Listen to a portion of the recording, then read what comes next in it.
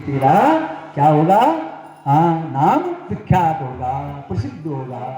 तो इस प्रकार से संगमुंड का काम तमाम हो गया महाराज। जो बचे कुछ कुछ सेनानी थे साथी, वो हाँपते हुए डर के मारे पहुंचे वहां पर। हाँ किसके पास, शुंभ निशुंभ के बारे। राजन गजब हो गया वहां तो, हाँ कुछ कहना ही नहीं। ऐसे कर रहे हैं वो, आ ही नहीं रहा है उनके फिर मुंह से नाम ही नहीं आ रहा है। बड़ी मुश्किल जगह संग मुंड मारे गए तो शुंभ निशुंभ हतप्रभ हो जाते हैं, आज भी चकित हो जाते हैं। भाई अब क्या हो, ये तो बड़ा ही भयंकर हो गया। अब तो हमें पक्का विश्वास हो गया है, देवताओं ने कोई कुचाल हमारे प्रति रख बना दी है, अब वह अवश्य हमारा काल है। ठीक है भाई, यहाँ अब उनको ज्ञान भी आ रहा है। फिर कैसे कैसे ब्रह्मा विष्णु महेश जैसे वो हैं उसकी माया में भ्रमित हो जाते हैं। फिर हम तो साधारण राक्षस हैं भाई, एक दिन सबको जाना है यहाँ से। काल की गति न्यारी है, अनौठी है, समय को कौन बांध पाया अपनी मुट्ठी में।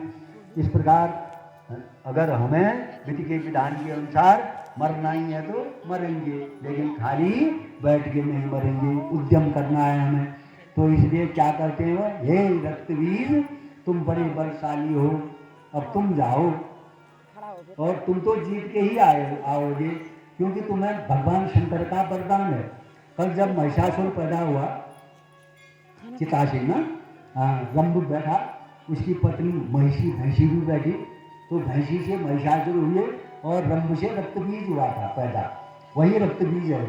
तो वो तपस्या में चला गया था कि तपस्या करके करके भगवान शंकर प्रकट हुए, तो उसने वरदान मांगा कि युद्धस्थल में मेरे शरीर से जितने भी रक्त की बूंदें गिरेंगी, लड़ाई में उतने ही रक्त बीज पैदा हो जाएंगे, और जो मेरे उस रक्त को शांत करे, उसी के हाथ में मरूं।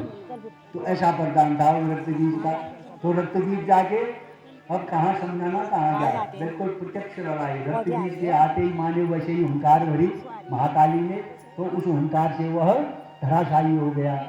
धराशायी हो गया तो बस जब होश आती है तो बस आई भाग के पुनः विष्णु के पास जाता है, फिर लड़ता नहीं है, करता यार वहाँ तो मैं उनकी हुंकार से ही ऐसी स्थिति हुई, ये नहीं सका क्या है। तो फिर शुंभ और समझाते हैं उसको, यही काल की गति जो है, रक्तवी तुम्हें तो शंकर का वरदान है, ऐसे मत करो, पुनः जाओ और लड़ाई करो। तो जाता है, लड़ाई लड़ता है, तो फिर खूब लड़ाई होती है, खूब लड़ाई। तो अंबिका ही आती है, काली विश्राम करती है।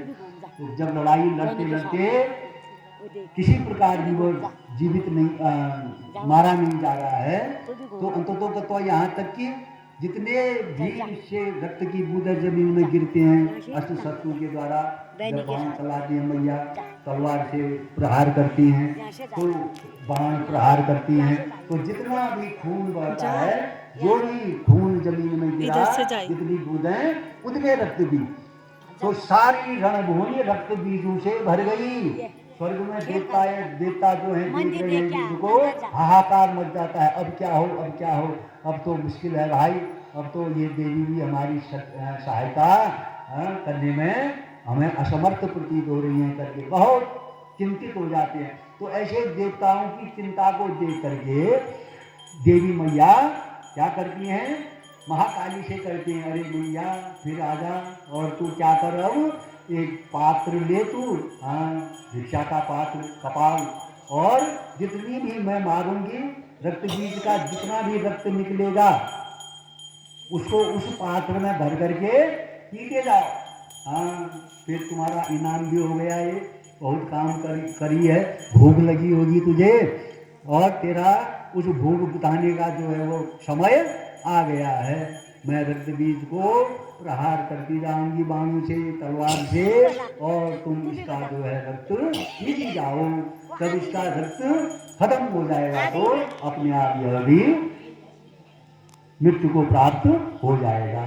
तो रणभूमि में सरने लगी है काली, बिल्कुल सरना माने घूमना, इधर उधर यत्र तत्र घूम रही है, और जितनी भी रक्त उसके शरीर से गिर रहा है सबको उस कपाल बर्तन में भर करके पीती जा रही है, घुट घुट घुट घुट करके। तेषाम रक्तम पिशाच, घुट घुट घुट घुट, यह सर्व पिशाची है। सिंहादुत्थाय कोपा, यह सिंहादुत्थाय कोपा, धड़ धड़ धड़ धावमाना भवानी, यह दैत्यानाम दिव्य शस्त्र, दैत्यों का दिव्य शस्त्रों के द्वारा तक तक तक त्रोटयंती शिरांशी, शिरों को काटते हुए।